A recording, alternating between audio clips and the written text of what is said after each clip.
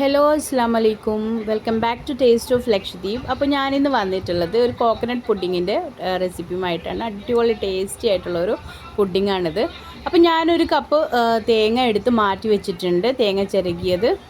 അത് നമുക്ക് വറുക്കാനുള്ള ആവശ്യത്തിനാണ്.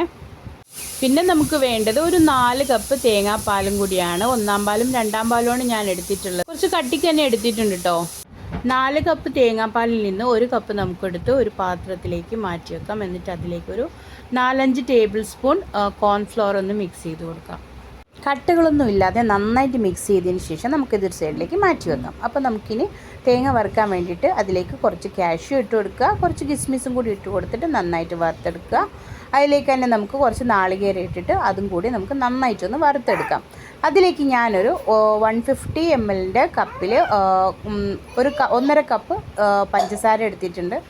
അധികം നന്നായിട്ട് ചോക്കണ്ട, മീൻസ് ഒരു ബ്രൗൺ കളർ ആവുന്നത് വരെ നമുക്ക് നന്നായിട്ടൊന്ന് വറുത്തെടുക്കാം. പ്രത്യേകം ശ്രദ്ധിക്കുക, ഷുഗർ ഇട്ടുകൊണ്ട് പെട്ടെന്ന് കരിഞ്ഞു പോകാൻ ചാൻസ് ഉണ്ട്. അപ്പോൾ നമുക്ക് ലോ ഫ്ലെയിമിൽ ഇട്ടിട്ട് തന്നെ നന്നായിട്ടൊന്ന് വറുത്തെടുക്കാം.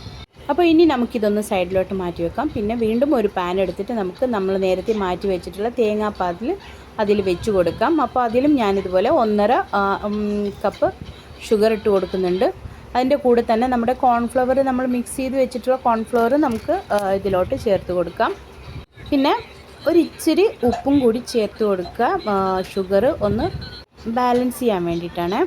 അപ്പോൾ ഈ ഒരു തിക്നെസ് ആണ് നമുക്ക് വേണ്ടത്. ആ ഒരു തിക്നെസ് ആകുമ്പോൾ നമുക്ക് സ്റ്റൗ ഒന്ന് ഓഫ് ചെയ്ത് കൊടുക്കാം.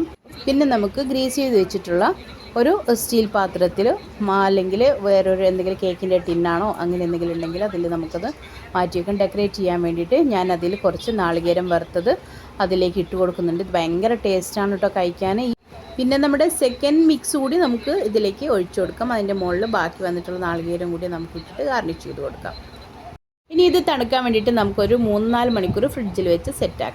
അപ്പോൾ എന്തായാലും ഇതെല്ലാവരും ട്രൈ ചെയ്ത് നോക്കുമല്ലോ. അപ്പോൾ വീഡിയോ ഇഷ്ടമായിട്ടുണ്ടെങ്കിൽ ലൈക്ക് ചെയ്യാനും കമൻറ്റ് ചെയ്യാനും ഷെയർ ചെയ്യാനും മറക്കരുത്. പിന്നെ നമ്മളെ സബ്സ്ക്രൈബ് ചെയ്തിട്ട് ഒന്ന് പ്രോത്സാഹിപ്പിക്കണേ. ഇതൊരു വെറൈറ്റി ടേസ്റ്റ് തന്നെയാണ്, എന്തായാലും ട്രൈ ചെയ്ത് നോക്കണം. അപ്പോൾ പുതിയൊരു വീഡിയോയുമായിട്ട് ഞാൻ വീണ്ടും വരും ഇൻഷാ അല്ലാ. അതുവരേക്കും ബൈ.